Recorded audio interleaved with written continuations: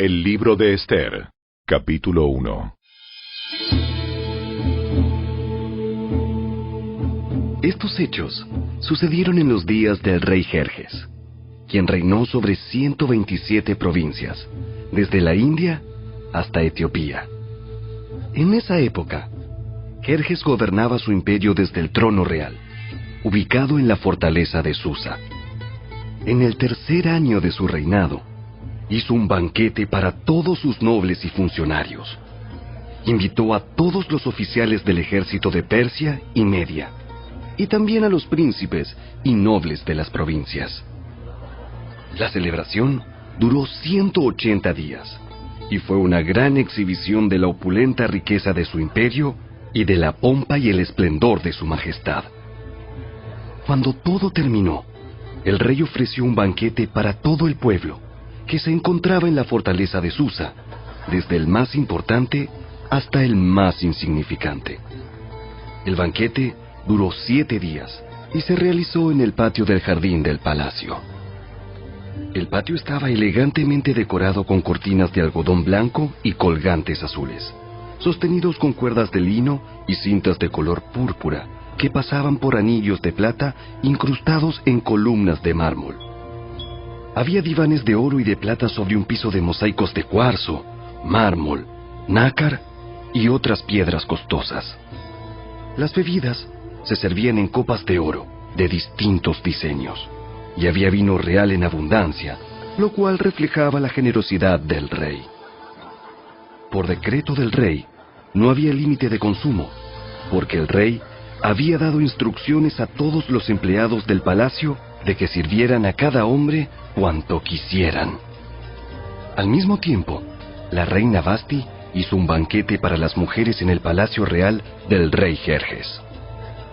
Al séptimo día de la fiesta, cuando el rey Jerjes estaba muy alegre a causa del vino, les ordenó a los 7 eunucos que lo servían, Meumán, Vista, Carbona, Victa, Abacta, Setar y Carcas, que le trajeran a la reina Vasti con la corona real en la cabeza. Quería que los nobles y los demás hombres contemplaran su belleza, porque era una mujer sumamente hermosa. Pero cuando le comunicaron la orden del rey a la reina Vasti, ella se negó a ir. Esa respuesta enfureció al rey y lo hizo arder de enojo. Entonces, el rey consultó de inmediato con sus sabios consejeros, quienes conocían todas las leyes y costumbres persas, porque siempre les pedía consejo. Sus nombres eran Carcena, Setar, Admata, Tarsis, Meres, Marcena y Memucán, 7 nobles de Persia y Media. Esos hombres se reunían frecuentemente con el rey y ocupaban los cargos más altos del imperio. ¿Qué debe hacerse con la reina Vasti? ¿Qué sanción impone la ley para una reina que se niega a obedecer las órdenes que el rey le envía debidamente por medio de sus eunucos? Memucán contestó al rey y a los nobles: La reina Vasti ofendió no solo al rey, sino también a cada noble y ciudadano del imperio. Ahora, en todas partes, las mujeres comenzarán a despreciar a sus maridos cuando se enteren de que la reina Vasti se negó a presentarse ante el rey. Antes de que termine este día, las esposas de todos los nobles del rey en toda Persia y Media oirán lo que hizo la reina y empezarán a tratar a sus maridos de la misma manera. Nada pondrá fin a su desprecio y enojo. Así que, si al rey le agrada, sugerimos que emita un decreto por escrito, una ley de los persas y los medos que no pueda ser revocada. Debería ordenar que la reina Vasti sea excluida para siempre de la presencia del rey Jerjes y que el rey elija otra reina más digna que ella. Cuando se publique este decreto en todo el vasto imperio del rey, los maridos de todas partes, sea cual fuere su rango, recibirán el respeto que merecen de parte de sus esposas. El rey y sus nobles Consideraron que esa propuesta tenía sentido, así que el rey siguió el consejo de Memucán. Envió cartas por todo el imperio, a cada provincia en su propio sistema de escritura y en su propio idioma, proclamando que todo hombre debía ser jefe en su propia casa y decir lo que le viniera en gana.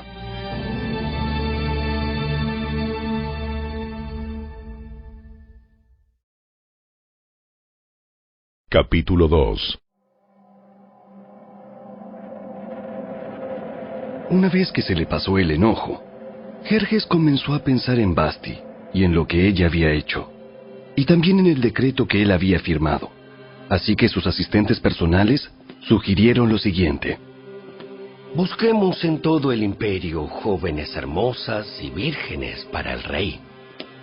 Que el rey nombre delegados en cada provincia para que reúnan a esas hermosas jóvenes en el harén real en la fortaleza de Susa.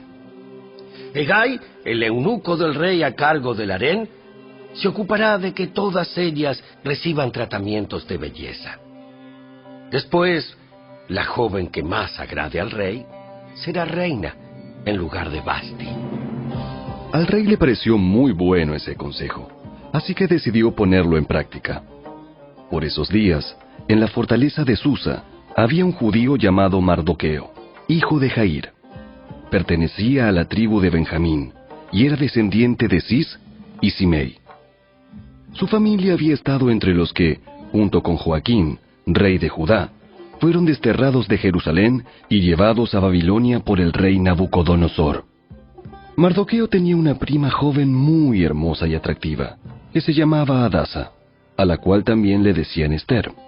Cuando el padre y la madre de ella murieron, Mardoqueo la adoptó, la integró a su familia y la crió como su propia hija.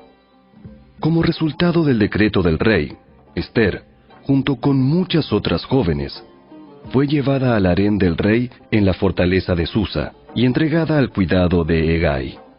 Hegai quedó muy impresionado con Ester y la trató con mucha amabilidad.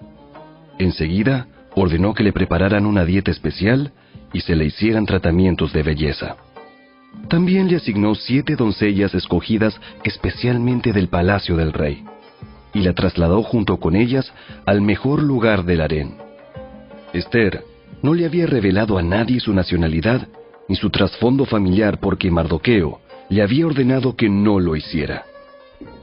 Todos los días, Mardoqueo daba un paseo cerca del patio del harén para averiguar cómo estaba Ester y qué le sucedía.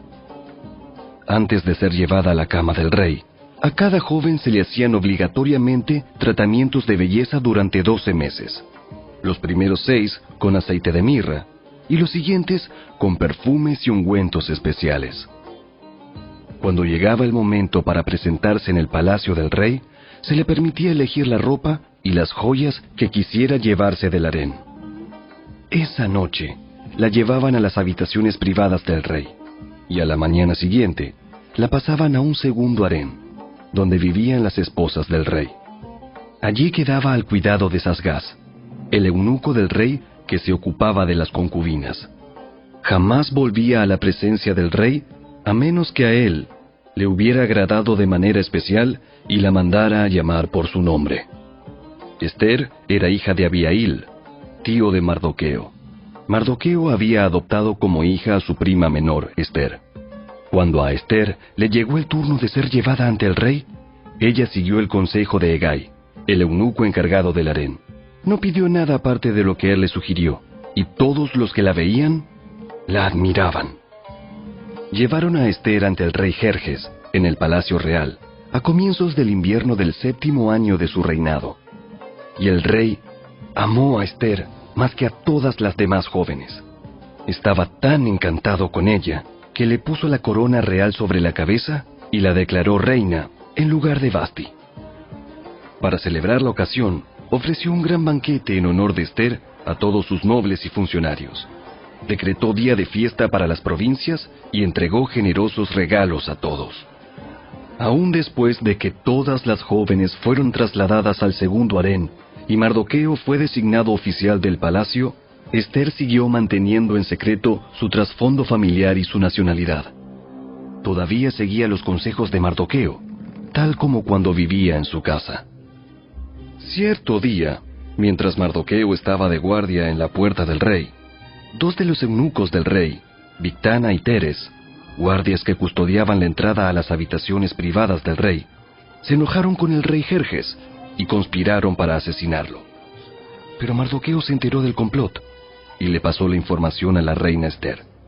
Entonces ella se lo contó al rey y le dio el crédito a Mardoqueo por la noticia. Cuando se hizo la investigación y se confirmó que lo que decía Mardoqueo era cierto, los dos hombres fueron atravesados con un poste afilado.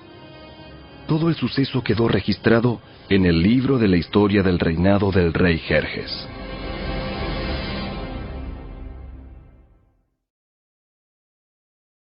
Capítulo 3. Tiempo después, el rey Jerjes ascendió a Amán, hijo de Amedata el agageo. Lo puso por encima de todos los demás nobles y lo convirtió en el funcionario más poderoso del imperio. Todos los funcionarios del rey se inclinaban ante Amán en señal de respeto cada vez que él pasaba porque el rey lo había ordenado. Pero Mardoqueo se negó a inclinarse ante él o a rendirle homenaje. Entonces, los funcionarios del palacio, que estaban a la puerta del rey, le preguntaron a Mardoqueo: ¿Por qué desobedeces la orden del rey? Todos los días le hablaban de lo mismo, pero aún así, él se negaba a cumplir la orden. Entonces le informaron a Amán para saber si él toleraría la conducta de Mardoqueo, ya que Mardoqueo les había dicho que era judío. Cuando Amán vio que Mardoqueo no se inclinaba ante él, ni le rendía homenaje, se llenó de furia. Como se había enterado de la nacionalidad de Mardoqueo, decidió que no bastaba con matar solamente a él. Entonces, buscó la forma de destruir a todos los judíos a lo largo y ancho del imperio de Jerjes. Así que, en el mes de abril, durante el año 12 del reinado de Jerjes, echaron el plan a suertes en presencia de Amán. Las suertes se llamaban Purim, a fin de determinar cuál era el mejor día y mes para llevar a cabo el plan. Se escogió el día 7 de marzo, casi un año después. Luego, Amán se acercó al rey Jerjes y le dijo: Hay cierta raza dispersada por todas las provincias del imperio que se mantiene aislada de todas las demás. Tienen leyes diferentes de los demás pueblos y se niegan a obedecer las leyes del rey. Por lo tanto, no conviene a los intereses del rey que ese pueblo siga con vida. Si al rey le agrada, emita un decreto para destruirlos, y yo donaré 10,000 bolsas grandes de plata a los administradores del imperio para que los depositen en la tesorería del reino. El rey estuvo de acuerdo, y para confirmar su decisión, se quitó del dedo el anillo con su sello oficial y se lo entregó a Amán, hijo de Amedata el agageo, el enemigo de los judíos.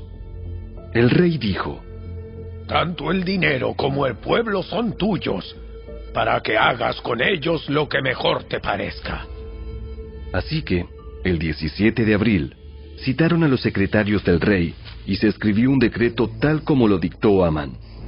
Lo enviaron a los funcionarios del rey de más alta posición, a los gobernadores y a los nobles de cada provincia en sus propios sistemas de escritura y en sus propios idiomas. El decreto se redactó en nombre del rey Jerjes y fue sellado con el anillo del rey. Se enviaron comunicados a todas las provincias del imperio mediante mensajeros veloces, con orden de matar, masacrar y aniquilar a todos los judíos, jóvenes y ancianos, incluso las mujeres y los niños, en un solo día. El plan estaba programado para el 7 de marzo del año siguiente. Las pertenencias de los judíos serían entregadas a los que los mataran. Una copia del decreto debía emitirse como ley en cada provincia y proclamarse a todos los pueblos, a fin de que estuvieran preparados para cumplir con su deber el día señalado. Por orden del rey, se despachó el decreto mediante mensajeros veloces y también se proclamó en la fortaleza de Susa. Luego, El rey y Amán se sentaron a beber. Pero la ciudad de Susa entró en confusión.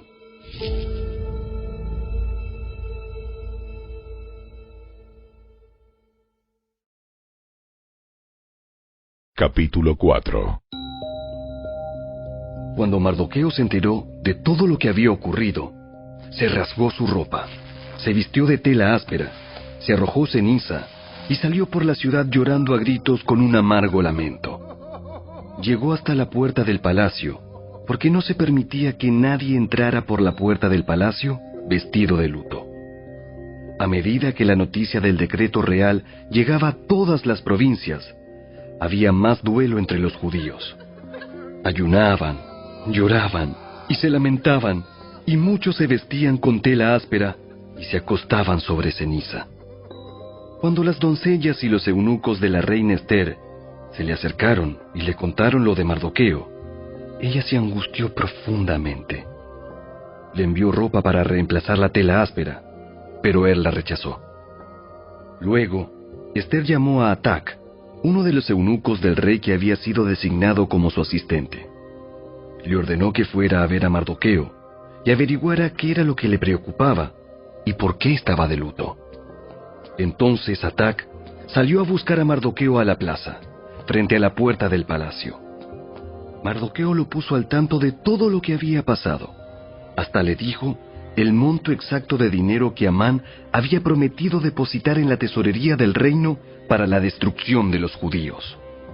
Mardoqueo le entregó a Atac una copia del decreto emitido en Susa, que ordenaba la muerte de todos los judíos. Le pidió a Atac que se lo mostrara a Ester y le explicara la situación. También le pidió a Atac que la exhortara a presentarse ante el rey para suplicarle compasión e interceder a favor de su pueblo. Así que Atac volvió a Ester con el mensaje de Mardoqueo. Entonces Ester le ordenó a Atac que volviera a ver a Mardoqueo y le diera el siguiente mensaje. Todos los funcionarios del rey e incluso la gente de las provincias saben que cualquiera que se presenta ante el rey en el patio interior sin haber sido invitado está condenado a morir, a menos que el rey le extienda su cetro de oro, y el rey no me ha llamado a su presencia en los últimos 30 días. Así que Atac le dio el mensaje de Ester a Mardoqueo. Mardoqueo le envió la siguiente respuesta a Ester. No te creas que por estar en el palacio escaparás cuando todos los demás judíos sean asesinados. Si te quedas callada en un momento como este, el alivio y la liberación para los judíos surgirán de algún otro lado, pero tú y tus parientes morirán. ¿Quién sabe si no llegaste a ser reina precisamente para un momento como este? Entonces, Ester envió la siguiente respuesta a Mardoqueo. Ve y reúne a todos los judíos que están en Susa y hagan ayuno por mí. No coman ni beban durante 3 días, ni de noche ni de día. Mis doncellas y yo haremos lo mismo. Entonces, aunque es contra la ley, entraré a ver al rey. Si tengo que morir, moriré. Así que Mardoqueo se puso en marcha e hizo todo tal como Ester le había ordenado.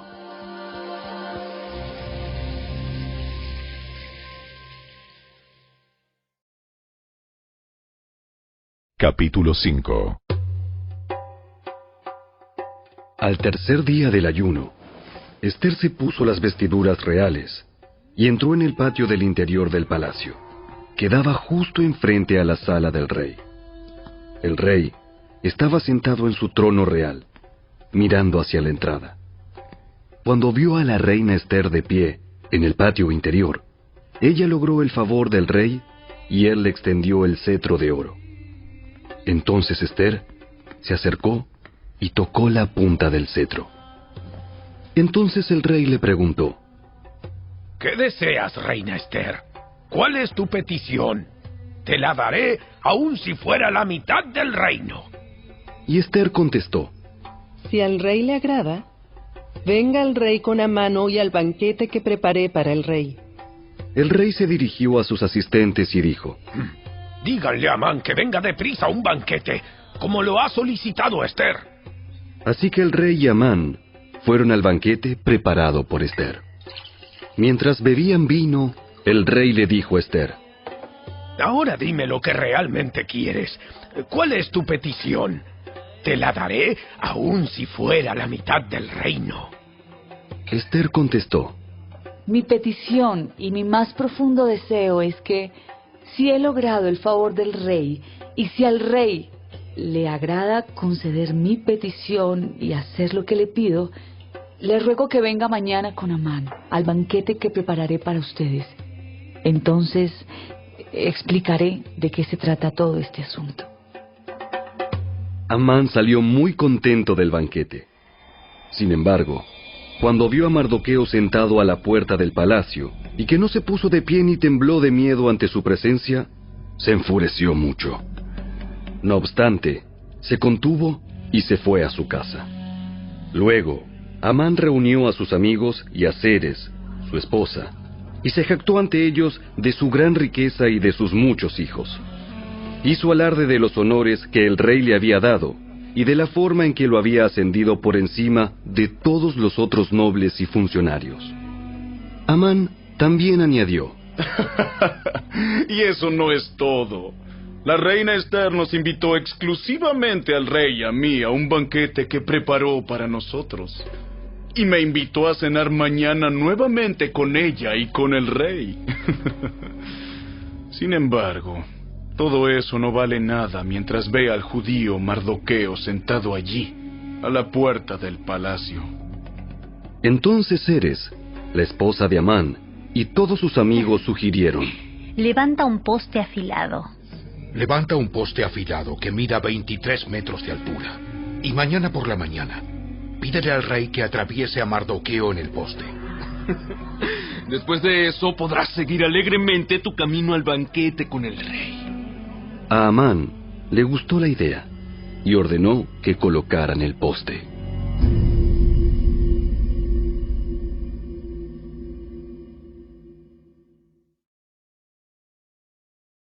Capítulo 6.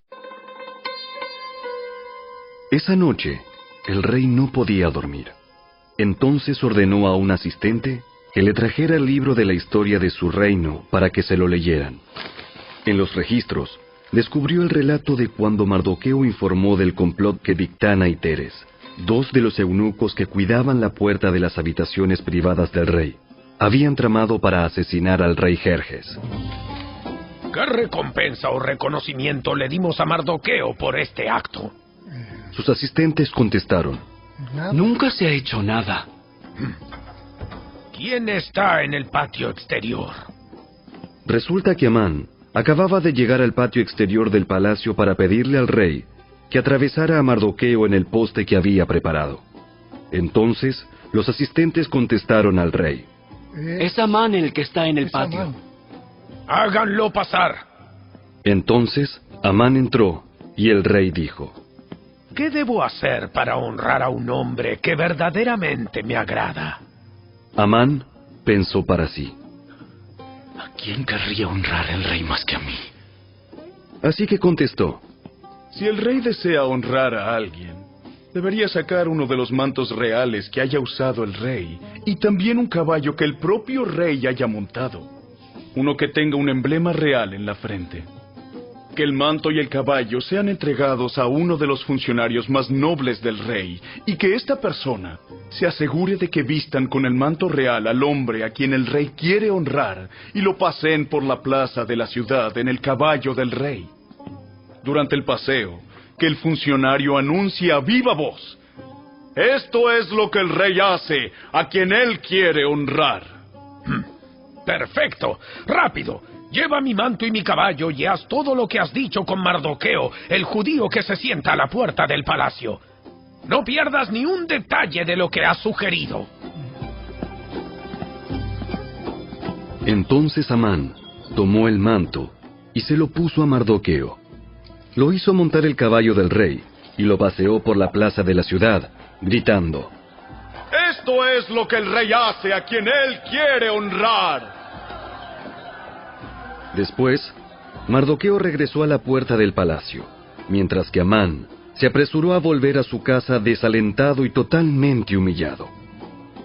Cuando Amán le contó a su esposa, Ceres, y a todos sus amigos lo que había sucedido, sus sabios consejeros y su esposa dijeron: Ya que Mardoqueo, este hombre que te ha humillado, es de origen judío, jamás tendrás éxito con tus planes contra él. Oh, será tu ruina seguir oponiéndote a él. Mientras estaban hablando, llegaron los eunucos del rey y enseguida se llevaron a Amán al banquete que Ester había preparado.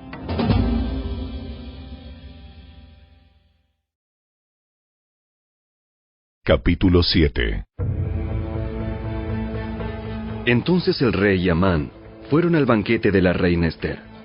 En esta segunda ocasión, mientras bebían vino, el rey volvió a decir a Ester: Dime lo que desees, reina Ester. ¿Cuál es tu petición? Yo te la daré, aun si fuera la mitad del reino. La reina Ester contestó: Si he logrado el favor del rey, y si al rey le agrada conceder mi petición, pido que mi vida y la vida de mi pueblo sean libradas de la muerte.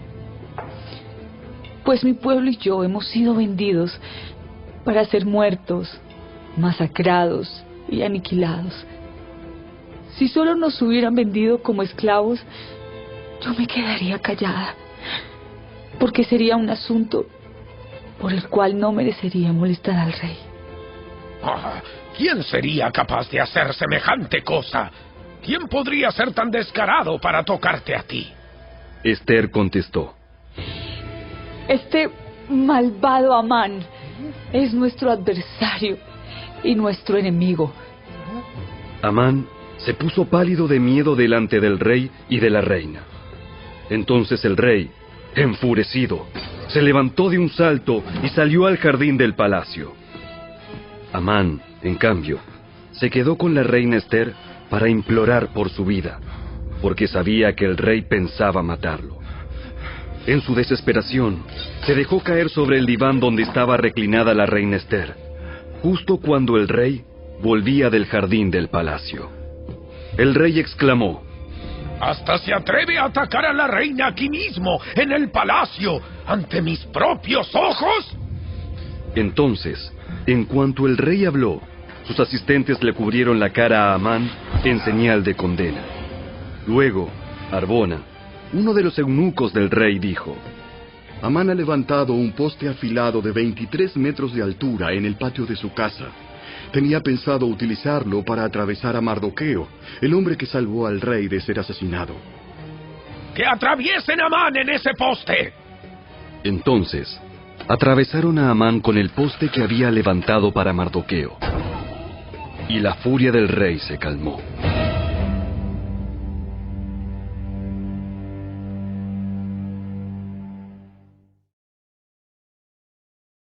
Capítulo 8.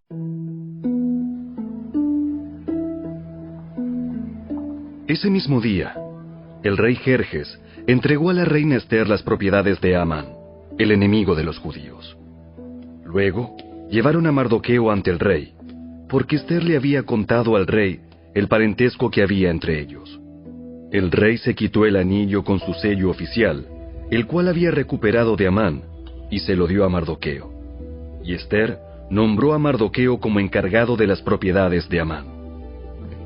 Luego Ester volvió a presentarse ante el rey, cayó a sus pies y le suplicó con lágrimas que detuviera el plan siniestro que Amán, el agageo, había conspirado contra los judíos.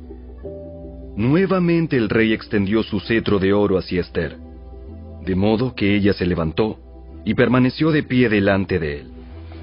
Ester dijo: Si al rey le place y yo he logrado su favor, y si al rey le parece correcto y yo le resulto agradable, que se emita un decreto que anule las órdenes de Amán, hijo de Amedata, el agageo, quien ordenó la destrucción de los judíos en todas las provincias del rey. Pues, ¿cómo podría soportar ver a mi pueblo y a mi familia ser masacrados y destruidos?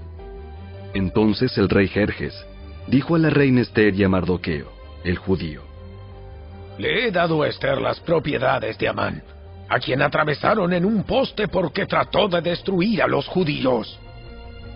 Ahora envíen un mensaje a los judíos en nombre del rey, que exprese lo que ustedes quieran, y séllenlo con el anillo del rey. Sin embargo, recuerden que todo lo que ya se ha escrito en nombre del rey, y lo que se ha sellado con su anillo, jamás puede ser revocado. Así que, el 25 de junio, reunieron a los secretarios del rey, y se escribió un decreto tal como Mardoqueo lo dictó.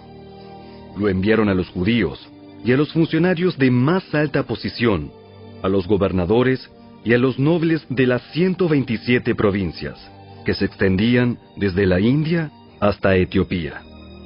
Este decreto se escribió en los propios sistemas de escritura y en los propios idiomas de cada pueblo del imperio, incluido el de los judíos. El decreto se redactó en nombre del rey Jerjes y fue sellado con el anillo del rey. Mardoqueo envió los comunicados por medio de los mensajeros veloces, quienes montaban caballos rápidos, criados especialmente para el servicio del rey. El decreto del rey les daba autoridad a los judíos de todas las ciudades para unirse y defender su vida. Se les permitía matar, masacrar y aniquilar a cualquiera, de cualquier nacionalidad o provincia, que los atacara a ellos o a sus esposas e hijos. También podían apoderarse de los bienes de sus enemigos. El día escogido para llevar a cabo esa acción en todas las provincias del rey Jerjes fue el 7 de marzo del año siguiente. En cada provincia debía emitirse una copia de ese decreto como ley y proclamarse a todos los pueblos, para que los judíos estuvieran preparados para vengarse de sus enemigos el día señalado. Así que, impulsados por el mandato del rey, los mensajeros salieron a toda prisa sobre caballos rápidos, criados para el servicio del rey. Este mismo decreto también se proclamó en la fortaleza de Susa. Luego, Mardoqueo salió de la presencia del rey vestido con el manto real azul y blanco, con una gran corona de oro y con una capa de púrpura y lino de la más alta calidad. La gente de Susa también celebró el nuevo decreto, y los judíos se llenaron de gozo y alegría y recibieron honra en todas partes. En cada provincia y ciudad, en cada lugar donde llegaba el decreto del rey, los judíos se alegraban mucho, festejaban a lo grande y declararon el día feriado y de celebración. También, muchas personas del territorio se hicieron judíos por temor a lo que pudieran hacerles los judíos.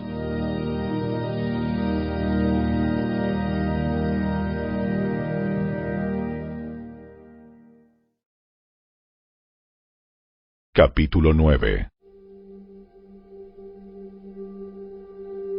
Así que, el 7 de marzo, los 2 decretos del rey entraron en vigencia. Ese día, los enemigos de los judíos tenían la esperanza de dominarlos, pero ocurrió todo lo contrario. Fueron los judíos quienes dominaron a sus enemigos. Los judíos se reunieron en sus ciudades, en todas las provincias del rey, para atacar a todo el que intentara hacerles daño. Pero nadie pudo hacerles frente porque todos les tenían miedo. Además, todos los nobles de las provincias, los funcionarios de más alta posición, los gobernadores y los funcionarios reales ayudaron a los judíos por temor a Mardoqueo, pues a Mardoqueo lo habían ascendido a un alto cargo en el palacio del rey, y su fama se extendía por todas las provincias a medida que se hacía más y más poderoso. Así que, el día señalado, los judíos hirieron de muerte a sus enemigos a filo de espada. Mataron y aniquilaron a sus enemigos e hicieron lo que quisieron con quienes los odiaban. En la propia fortaleza de Susa, los judíos mataron a 500 hombres.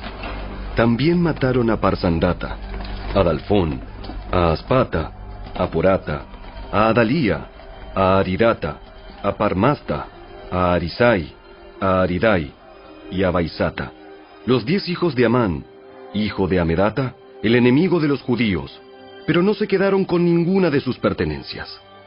Ese mismo día, cuando se le informó al rey el número de muertos en la fortaleza de Susa, hizo llamar a la reina Ester y le dijo: Los judíos mataron a 500 hombres solo en la fortaleza de Susa, además de los 10 hijos de Amán. Si aquí hicieron eso, ¿qué habrá pasado en el resto de las provincias? Ahora bien, ¿qué más quieres? Te será concedido. Dímelo y lo haré. Ester contestó: Si al rey le agrada que a los judíos de Susa se les dé permiso para hacer mañana lo que hicieron hoy, y que los cuerpos de los 10 hijos de Amán sean atravesados en un poste. El rey estuvo de acuerdo, y el decreto se hizo público en Susa. Atravesaron los cuerpos de los 10 hijos de Amán. Luego, el 8 de marzo, los judíos de Susa se reunieron y mataron a 300 hombres más, y otra vez tampoco se quedaron con ninguna de sus pertenencias. Mientras tanto, los demás judíos en todas las provincias del rey se reunieron para defender su vida.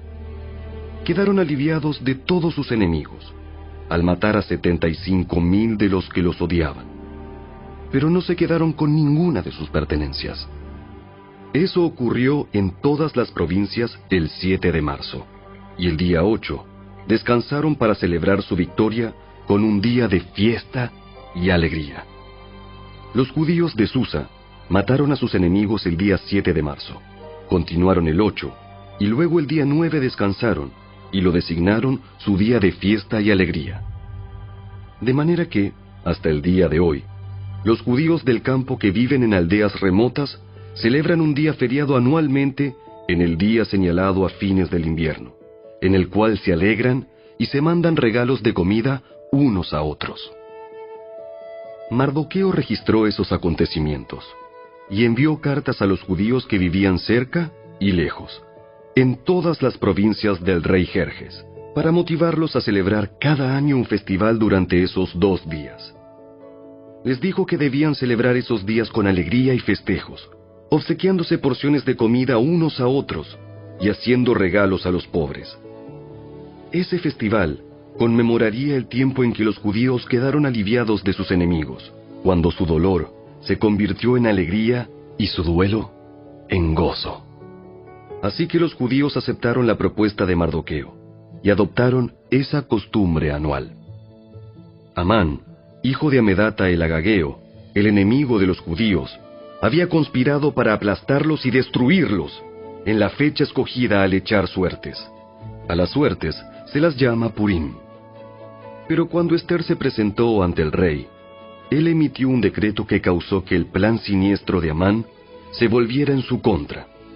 Y tanto Amán como sus hijos fueron atravesados en un poste afilado. Por eso la celebración se llama Purim, porque es la palabra que se empleaba antiguamente para la frase echar suertes. Por lo tanto, debido a la carta de Mardoqueo y a la experiencia que vivieron, los judíos de todo el reino se pusieron de acuerdo para iniciar esa tradición y pasarla a sus descendientes y a todos los que se hacían judíos. Declararon que jamás dejarían de celebrar cada año esos 2 días prescritos en la fecha señalada. Esos días se recordarían y se mantendrían de generación en generación, y serían celebrados por cada familia en todas las provincias y ciudades del imperio. El festival de Purim nunca dejaría de celebrarse entre los judíos, ni se extinguiría de entre sus descendientes el recuerdo de lo ocurrido. Luego, la reina Ester, hija de Abihail, junto con Mardoqueo, el judío, escribieron otra carta en la cual la plena autoridad de la reina respaldaba la carta de Mardoqueo para establecer el festival de Purim. Se enviaron cartas con deseos de paz y seguridad a los judíos de las 127 provincias del imperio de Jerjes. Esas cartas establecían la celebración anual del festival de Purim en las fechas señaladas, como lo habían decretado el judío Mardoqueo y la reina Ester. El pueblo decidió celebrar el festival, de la misma manera que había decidido establecer el tiempo de ayuno y luto para sí y sus descendientes. Así que el mandato de Ester confirmó la costumbre del Purim, y todo quedó escrito en los registros.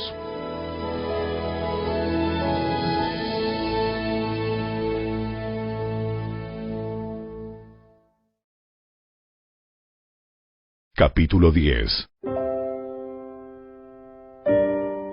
El rey Jerjes impuso un tributo en todo su imperio, incluso hasta las costas lejanas.